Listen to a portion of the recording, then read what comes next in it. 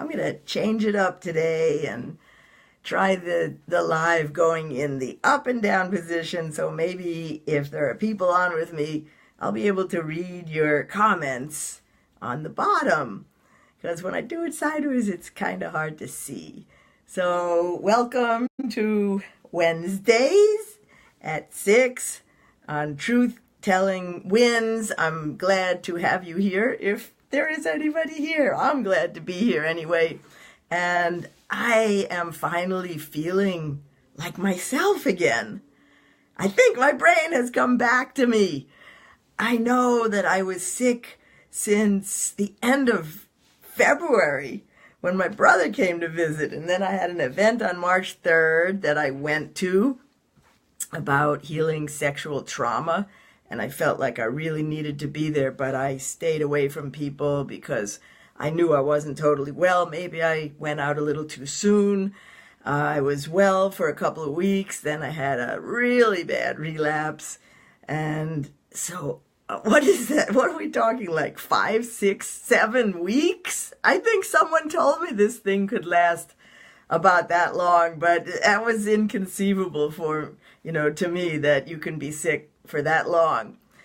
And I finally feel like I'm able to stay awake and I'm not just running out of energy and falling asleep in the middle of, whatever I'm doing around 9 or 10 o'clock at night.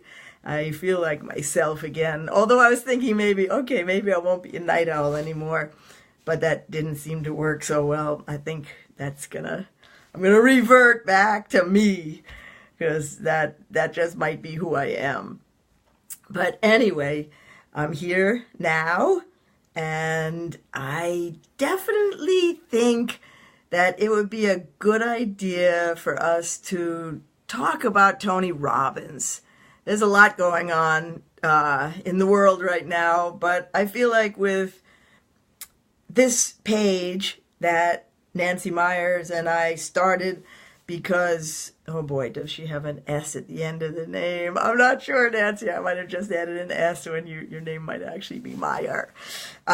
When we started this page, though, we were kind of jumping on the Me Too movement. And that's what Tony was just discussing, if you want to call it discussing, in a kind of funny way. I've tried to put it together. So first of all, I wanted to ask, have you ever been to a Tony Robbins event? Because I have. And it was at the Georgia World Congress Center here in Atlanta. And they're very exciting. And this was probably the 90s. It was a long time ago. He's been popular for a long time.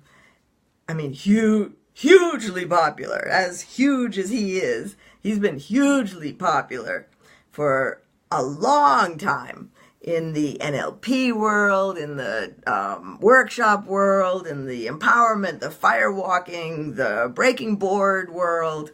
Back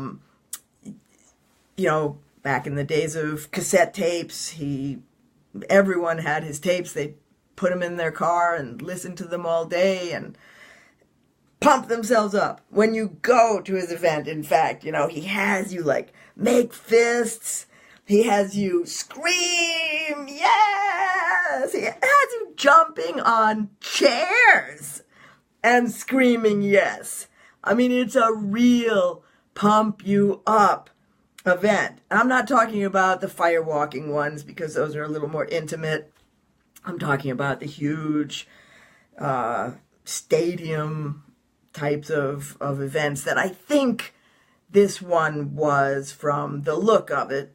It looked like it was something in a big auditorium.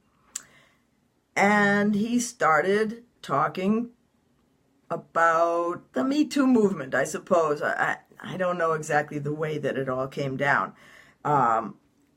And now, as far as the order of all this, he mentioned how that women who are angry and are taking their anger out on men are going to lose, that is not the way for them to go, that it's not very empowering for them. And let's see if I have some of my notes of how he said it. To get back at men, he thought it was an actual revenge. And a woman named Nanine McCool. I mean, can you come up with a better name than that to end up going viral? And so it was, I would say a short woman, but I don't know, because Tony Robbins is about 6'7". He is so tall. He's basketball player, giant stature, very tall. So any woman, and I have 6-foot friends, women, but they're still going to be short compared to him. Now, this woman seemed to be, normal size, maybe 5'4". So he's hovering over a foot and a half almost, over her. And she gets on the mic and says something about that she didn't think that he was being fair to the Me Too movement. And he tells her to come up so he can do a little experiment, an exercise with her. And he says, give me your fist. And then he starts pushing back on her to show her an example of how for her to push back against him, I don't even know. I really didn't get it. I watched it and I didn't get the meaning of the exercise, but what it looked like visually, that was obvious. You could see the visuals of it all, was that he was pushing her. So he said, that she should push him, but he is pushing back, with his fist on her fist, and him, that much taller than her, and he's backing her up through the aisle of the auditorium, making some kind of point.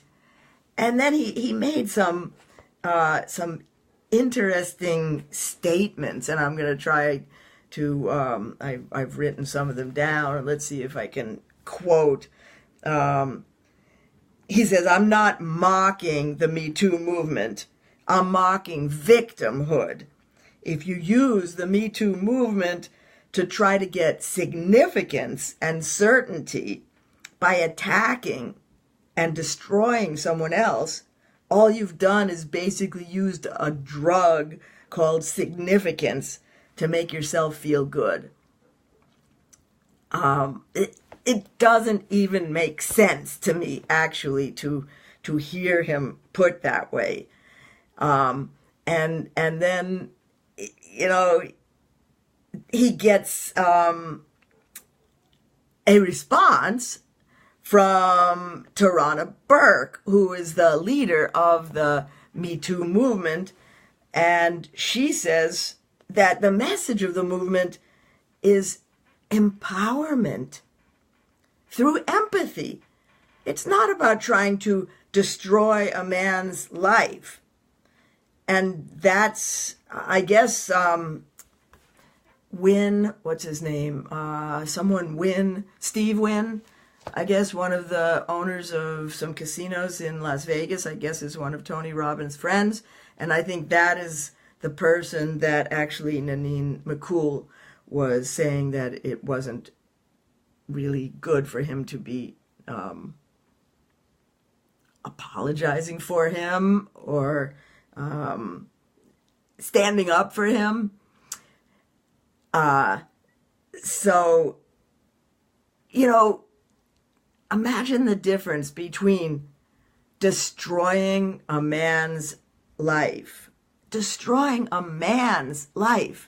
which is what he's saying women are trying to do with the Me Too movement, destroy a man's life by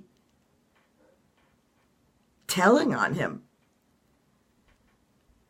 by stating the truth of how a rich and powerful man tried to take advantage of maybe an employee, a model, a customer,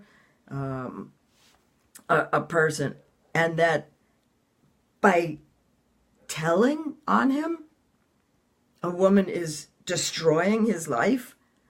And this is what I've been saying for the past few weeks, like, oh, poor me, look, my life is destroyed, everybody knows what I did. Now, I tried to do it in secret. Yeah, you tried to do something in secret and you got caught. And speaking of trying to do something in secret and getting caught, let's talk about Tony Robbins when he was in the actual auditorium saying what he said. Right after the woman sat down, and he gets these, explosive applause, which I'm telling you, I'm sure they were standing on their chair, and he's their guru. They're paying to be there to learn from Tony Robbins, and they're putting his CDs or MP3s or something in their ears and listening to him all day long. He is the man, and he's running it, and who's she? She's just some woman in the audience, So he gets the wild applause, and then he says, and I'm not gonna be inauthentic and say I'm sorry about something that I'm not sorry that I did. That's what he said in person. Until he got caught. That's what I keep saying. He got caught, and he only said he was sorry. He apologized, like Rihanna says. He's only sorry he got caught, because all of a sudden he's got this mea culpa, and he's written a huge, tweet or something, apology, and he says, I still have something to learn. Well, good for you, Tony. Good for you! You were abused as a kid when maybe you were this big and your dad or somebody else was this big. But now all of a sudden, you're this big. And all of a sudden, you're empowered and you're rich and you're powerful. And now he's saying, and you know what else? I have a rich, powerful friend who says that he interviewed 3 people, but he couldn't hire the beautiful woman because he knows that it might lead to trouble. So he had to hire somebody else. And so, see, you women, it's becoming a self-fulfilling prophecy. And by saying that you're victims is turning you into victims.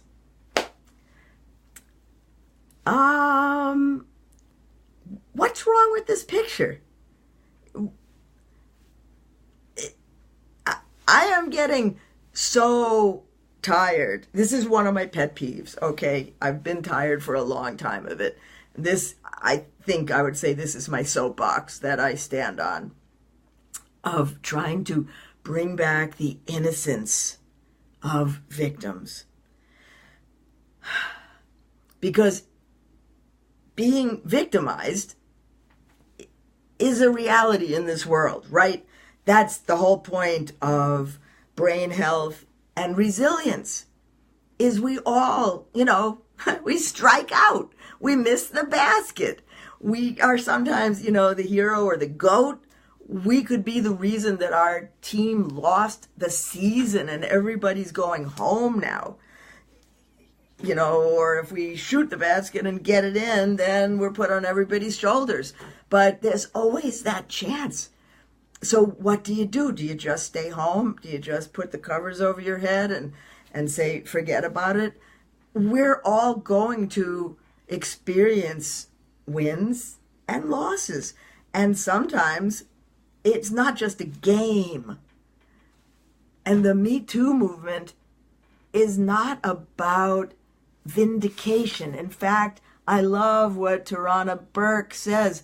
It's about empowerment through empathy.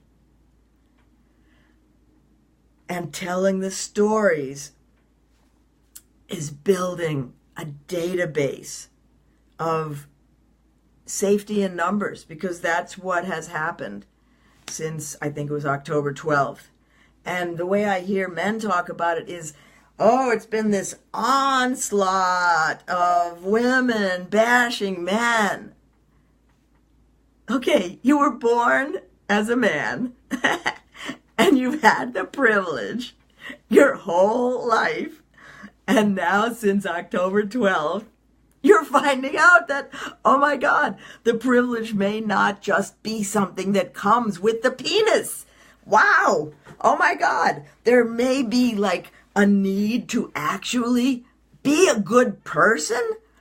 You may have to take some responsibility and listen to women and not assume. I was just reading as I was researching this whole thing that there's assumptions that men have that if a woman, like, you take her out to dinner and she likes the dinner, she's attentive, she makes eye contact, that is saying that she's interested in having sex with you later. That this is a presumption. And another thing that I'm hearing about too is this world we're living in, you know, the Facebook thing, the Mark Zuckerberg, the you know, our privacy, that's one thing. But it's the new world. It's the fact that the way that people are seeing the world right now is through texts, telephones, swiping left and right. That's another thing that they're talking about. Boys are learning about sex through, I don't know why, but I heard it was through violent porn. And I don't know. I don't go to the sites, so I don't know what's being shown. But supposedly it's not sex education, you know. It's not lovemaking. It's some kind of interpretation of what sex is supposed to be about. And if there is no sex education, which I think is being taken out of schools, like recess and things like that, then there's going to be that this is the imprint, because that's what happens is people get imprinted in their brain by their first sexual experience. And if your first sexual experience is what you see on a screen, and you get pleasure out of it, pleasure yourself, then maybe that becomes your first sexual experience. Maybe that's what your brain begins to need in order to have sexual pleasure. So between that and the fact that women are now interchangeable on, what's it called? I forget what the app is, but where you swipe left, swipe right, and you just can find somebody to have sex with, and that people are not having conversations anymore. They're finding their dates by a picture, the picture that you put forth, and saying that you want to hook up, Tinder, and you do. Or, you know, you either get a text from somebody that says they want to go out with you, and then you wait for their texts after the date to see if they really like you, and then maybe you never hear from them, and that could be the breakup, or they could break up with you by text. The world is coming to a place where there is less and less communication, less and less eye contact, verbal and social interaction and communication. And this is who we are as human beings. We need our tribe. We need people to socialize with in person. We need touch. We don't just need sex. We need touch. And sometimes people are hurt. People do get victimized. And when we're talking about Me Too, a lot of the people who say they, Me Too, they don't just mean that they were sexually harassed by a boss at work, but that they were literally sexually abused or raped, that they were hurt. And that means they are a victim. It's not a dirty word. It's just a reality. It's just a word. Remember George Carlin? The 7 dirty words? And Lenny Bruce before that? They're just words. Victim has become a dirty word. I don't know where that happened, but I'm telling you that victims are. It's just another word. And yeah, we don't want to own remaining a victim forever, but to disown the fact that you have been victimized is not healthy either. It leads to putting a shell around your heart and putting a mask on your face and showing yourself as somebody who's just cool or hard or doesn't care, or maybe you're judgmental and cynical because probably you've been hurt. And victimizations happen. All I hear anymore is stop being a whiny victim. And it doesn't make sense to me. And I'm really trying to help people embrace that it's okay and that you can have empathy for people who have been hurt.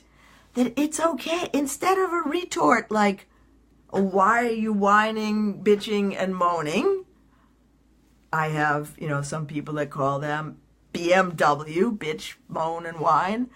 That we could also just sit and say, I'm so sorry that happened to you. Tell me about it. Hi, Sharon. I'm glad to see somebody here. Now, as far as the victim archetype, I want to talk about that because, my book is called Talking to My Selves, Learning to Love the Voices in Your Head. And if you cannot love that victim, you're going to have some trouble also being able to love your inner child, because most kids get victimized. Like I was just thinking, when did I get victimized other than all the regular old childhood stuff? But one time in English, and I'm an author, I'm a good writer. My 10th grade English teacher, was it 11th grade, gave me a D on a paper that I wrote about a member of the wedding. I forget who the author is. I think it's a Southern woman. And I got the paper back and cried because I still can't, I never got a D on anything I wrote. And I thought I did a good job. And, don't you think that teachers can victimize us sometimes? That, they I don't know, they might be having a bad day or something, but there are times when things aren't fair. And instead, we can commiserate with somebody who has been victimized. We can feel bad. We can feel sorry. We can hug them. We can make them feel better.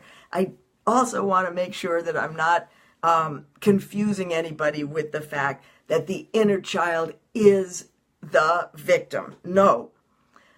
The victim is the wounded inner child, or the wounded child is a victim. But the magical child is the part that comes through the resilience of healing their victimhood or their incidents when they were victimized. So, there's flip sides of a coin. So through embracing the fact that we have been hurt and taking and hugging that part of us, that can lead us to our magical child. And that's the point, is you can't, and here's to say, you can't throw the baby out with the bathwater. That's a baby often. And when incidents come now to us as adults that hit off something, it often is a resonant chord of some time in the past when we were victimized. And it can be a moment when it gives us the opportunity to go, why does this keep happening to me? I wonder what this is that is the match, the ding, ding, ding, ding, ding. And then we can use that to go back and go, oh yeah, that reminds me of when my teacher gave me a D or something. And we have a chance to heal that time and elevate that little girl. Like I can tell her, little Debbie, 10th grade Debbie, you did not deserve a D. D is for Debbie. D is not for a paper that you write. No, no, no. She was wrong. So it's, like I say, it's a pet peeve of mine.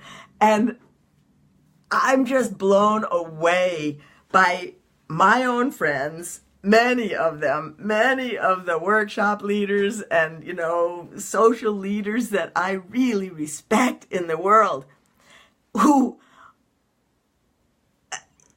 want to put down victims, literally throw the baby out with the bathwater. Like, just get rid of that victim, have a funeral for your victim. So there are two very, very positive qualities of a victim. And I started by saying, I've just been sick for like 7 weeks. That's a victim. And what the victim can do is it can rest. What if you don't rest? And that might be why I got sick again, because I went out and said, I don't care, I'm going out. There's a workshop I need to teach on healing sexual trauma, and I don't care. And I paid for it probably with another 4 or 5 weeks being sick. But it's the victim that can tell us, you need to rest. I'm tired. I'm hungry. My stomach hurts. And it can also ask for help. Because, I've never done the 12 steps, but I'm almost positive that the first of the 12 steps is to acknowledge that you are powerless. And then you can allow a force greater than you to come in and help you. And it's also called being knocked down to your knees or hitting bottom. And that is the only way that, let's say, an alcoholic, a gambler, any addict can heal, is you have to hit bottom and you have to acknowledge that you're helpless to get out of it on your own. And you can't do that without a victim. That is the archetypal part of us who can save us. We have to be able to acknowledge first that we're not just cool and okay and fine. Oh, I'm fine, and just go around the world seething and hiding and masquerading and being someone we're really not. So it's also the key to our 2 words again, vulnerability, which is not a dirty word, and authenticity. So to summarize, the victim has 2 major qualities. It allows us to rest It allows us to ask for help. And the gifts that we get from being able to heal that wounded child or victim, because it's not always a child, we could have a car accident or it could be an adult. It allows us to get in touch with our magical child who can be vulnerable within the arms of the embrace of that adult and spiritual part of us that loves us, and it becomes our authentic self. We can't get to our authenticity. So maybe Tony Robbins will be cut down to size right now. Maybe he'll walk on his knees for a minute. I wonder how tall he would be if he was walking on his knees. I wonder if he would see the world in a different way.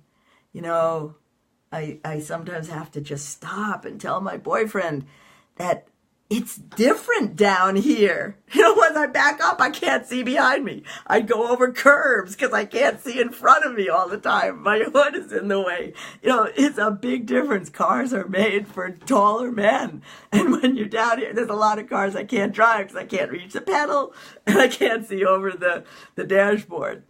And it is a different world living down here. And I sometimes tell him, like, when, I ask him to open a jar for me or something, I'll show him the marks it makes in my hand as I'm trying to open it, that it's digging into me and it's hurting me. And sometimes when he does things, he doesn't know his own strength and he can almost crush things with his hands. It's like, vive la différence. We've got to understand that there is the yin and the yang. We're all here to feel it all. And that sometimes we're up, sometimes we're down, sometimes we're winning, sometimes we're losing. And that the idea of having the empathy, what was the word? Empowerment through empathy is what the Me Too movement is about. I mean, what a difference between saying that and saying, oh, you're just trying to hurt men and make yourself feel better. There's such a difference between that. So let me see if there was anything else that I wanted to say. That I guess another thing the Me Too movement says is that sharing the story is not supposed to be just a selfish act, but actually the opposite. It's a desire to help others and spare them the pain through your own story. It's a generous act as we all add to the many stories.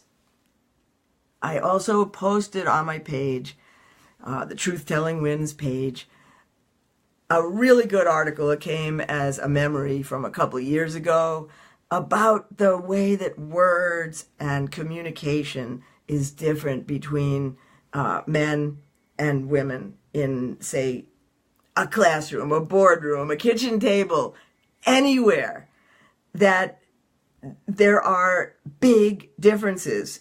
Even movies. I remember saying that among the Oscar-winning movies of 2017, women had only 30% of the spoken lines. That even in movies, they give men more lines. And they say that it is not true that women talk more. The truth is men talk more. But I think there's something about the authoritarian voice and the low, booming voice of a man that, whether it's a baseball announcer, like I said, that I always wanted to be, my mother said, I don't like the sound of women announcers doing sports. And there went my career. And like kind of high-pitched voices sometimes of women that grate on people's nerves, and all the mother-in-law jokes and all the, the things about women's voices. And I don't know where that all came from, but it exists. And it's a very good article. It's pretty long, but I think it's worth the read, because when you see statistically how how many times and in how many ways men talk over women. I'll just give one example from my life, and that was, and I always knew this, but I didn't know it was going to be included in this thing, is that I would say that from the time I moved into Long Island and I didn't really know anybody. I was the new kid in 8th grade.